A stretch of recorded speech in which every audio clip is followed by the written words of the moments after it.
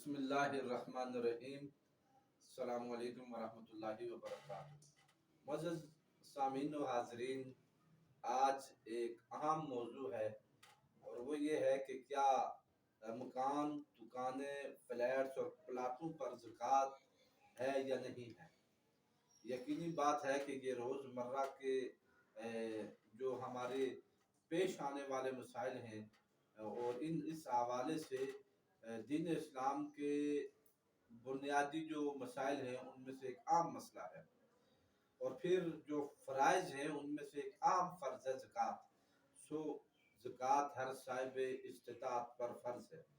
پوچھا گیا کہ کیا دکانیں، مکان، فلیٹس اور پلاٹوں پر زکوٰۃ ہے یا نہیں، تو یاد رکھیے کہ ذاتی استعمال کا مکان وغیرہ جو ہے وہ زکوٰۃ سے مستثنیٰ ہے۔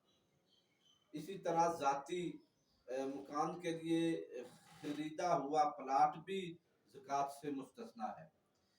وہ مکان یا پلاٹ یا دکانیں، فلیٹس جو کرائے پر لگے ہوئے ہیں، ان کی سالانہ آمدنی وضع مصارف کے بعد مالک جائیداد کی مجموعی سالانہ آمدنی میں جمع ہوگی، اور تمام ذرائع آمدن سے سال کے اختتام پر جو رقم پس انداز ہوگی، جملہ رقم، اس سب پر زکوٰۃ ہے۔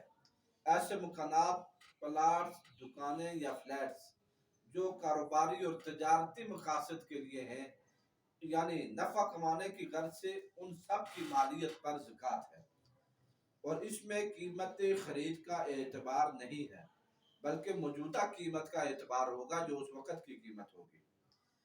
بطور انویسٹمنٹ، پلاٹس اور جائیداد خریدنے والوں کے لیے یہ سب سے زیادہ قابل توجہ مسئلہ ہے۔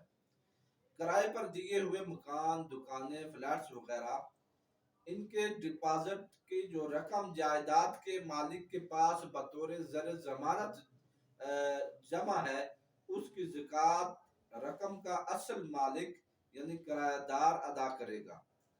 اسی طرح تاجر حضرات اور ایجنسی ہولڈرز کی جو رقوم بطور ضمانت سیکورٹی ڈپازٹ کسی ادارے یا فرم کے پاس جمع ہے اور قابل واپسی ہے، اور اس رقم کی زکوٰۃ بھی اصل مالک یعنی ڈپازیٹر کو ادا کرنی ہوگی۔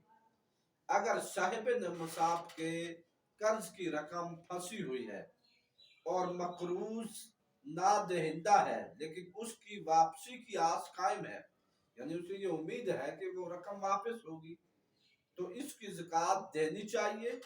اگر نہ دی تو ملنے پر، یعنی جس وقت اسے وہ رقم مل جائے گی، اس کے ہاتھ میں آ جائے گی، تو اس وقت گزشتہ ساری مدت کی زکوٰۃ واجب الادا ہوگی، یعنی جس وقت رقم اس کے ہاتھ میں آ جائے گی، اسے موصول ہو چکی ہوگی، یا اس کا وہ رقم اسے وہ مقروض دے دے اور اسے حاصل ہو جائے، تو تب اسے پچھلے جتنے وقت کی 1 سال ہے، 2 سال ہے، 4 سال ہے، 10 سال ہے، ان سب کی زکوٰۃ اسے ادا کرنی پڑے گی۔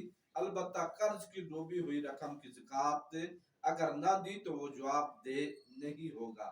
اس لیے ان مسائل پر خصوصاً ہمیں غور کرنا چاہیے کہ یہ ایک فرض ہے جو ہم پر باقی رہتا ہے۔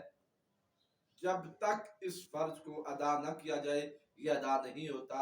یہ بر وقت بھی ادا کرنا لازم ہے، اور اگر تاخیر ہو جائے تب بھی یہ واجب ہے، یہ زکوٰۃ ادا کرنی پڑتی ہے۔ اس لیے ان مسائل کو سیکھنا چاہیے اور یہاں توجہ کرنی چاہیے، کہیں ایسا نہ ہو کہ رب کی طرف سے کوئی وعید آئے اور پھر پکڑ ہو اور اس کا حساب بھی دینا پڑے، اور یقیناً دینا پڑے گا جو زکوٰۃ ادا نہیں کرتے۔ اور اگر ہمارے ملک میں امانت داری کے ساتھ وہ لوگ جن پر زکوٰۃ لازم ہے، فرض ہو چکی ہے، وہ زکوٰۃ ادا کریں، اور جو غریب غربا جو جن پر زکوٰۃ لگتی ہے، جو زکوٰۃ کے مستحق ہیں، ان تک اگر یہ زکوٰۃ پہنچائی جائے تو ہمارے ملک کی معیشت بھی بہتر ہو سکتی ہے۔ ہماری وہ قوم جو بھوکی سوتی ہے، جو لاچار و مجبور ہیں، ان کی یہ مجبوریاں بھی ختم ہو سکتی ہیں۔ اللہ رب العزت ہمیں عمر بن عبدالعزیز جیسا دور عطا فرمائے کہ زکوٰۃ دینے والا ہر کوئی ہو اور زکوٰۃ لینے والا کوئی نہ ہو۔ اللہ رب العزت ہمیں یہ مسائل سیکھنے کی توفیق عنایت فرمائے۔